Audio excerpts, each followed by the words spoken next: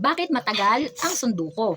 Kwento ni Christine Canon, guhit ni Mariano Ching. Hay, salamat. Tapos na ang klase. Pwede na kaming umuwi. Mabilis kong niligpit ang aking gamit para makapila ako agad palabas. Ang ingay ng sabay-sabay na pag-ikot ng mga gulong ng mga stroller namin at ang lalakas ng boses ng mga kaklase ko habang nagpapaalaman. Nagtakbuhan kami para salubungin ang mga nanay at tatay namin sa labasan. Siguradong nandyan na si nanay. Dumiretso ako sa bangko kung saan laging naghihintay si nanay. Laking gulat ko nang makita kong wala pa si nanay sa bangko. Nanlaki ang mga mata ko. Kinabahan ako. Pero bago ako maiyak, sinabi ko sa aking sarili na hindi ako dapat matakot. Sinubukan kong hanapin si nanay sa nagkakandadikit-dikit na mukha ng mga magulang sa labasan. Sa dami ng nanay at tatay dito, talagang nakalilito. Pinalaki ko ang mga mata ko para hanapin si nanay, pero di ko siya makita. Wala akong nagawa kundi ang umupo sa bangko katabi ng aking bag at baonan. Unti-unting nabawasan ang mga batang naghihintay at mga magulang na sumusundo. Ilang kaklase ko na at kanilang mga stroller ang dumaan, pero wala pa rin si nanay. Lahat ng bata ay nasundo na, maliban sa akin. Oh, maghintay ka lang dito ha.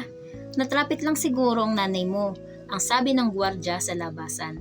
Kaya naghintay ako. Halos nagpaikot-ikot na ako sa bangko. Pero wala pa rin si nanay. Ano kaya ang nangyari kay nanay? Baka nasiraan ng sasakyan si nanay. Halos mapatalon ako sa kinauupuan ko nang maalala ko na may sira nga pala ang sasakyan namin. Siguradong naghahanap pa si nanay ng paraan para masundo ako. Siguro, sumakay siya sa isang pagong. Maliit at mabagal ang hakbang nito, kaya ang tagal-tagal bago ako masundo. Pero alam kong nagmamadali si nanay kasi sabik na rin siyang makapiling ako. Hindi siya aasa sa isang pagong. Siguro, sa isang elepante siya sumakay. Higante ang mga hakbang nito kaya siguradong mas mabilis niya akong masusundo. Pero, hindi kakasya ang elepante sa daan na may napakaraming sasakyan. Siguro, matagal pa talaga bago ako masundo. Siguro, isang agila ang kinaibigan ni nanay. Mabilis silang makalilipad para masundo ako. Pero, di kaya lalong magtagal si nanay sa paghahanap sa akin. Masyadong mataas ang lipad ng agila. Puro ulap, building, at tuktok ng puno lang ang makikita niya. Di niya matatanaw ang aking pagkaway. Siguro, nakipagsabayan si nanay sa mga unggoy na naglalambitin mula sa isang puno papunta sa isa pa. Ay, sandali lang. Ay, nandito na siya. Pero, oras na sa puno nang saging sila kumapit, hindi na pagpapatuloy ng mga unggoy ang pagsasabit-sabit. Siguradong matatagalan si nanay sa pagdating. Siguro, naisip ni nanay na makiangkas sa likod ng isang balyena. Sisisid sila sa malalim na dagat hanggang ako'y marating.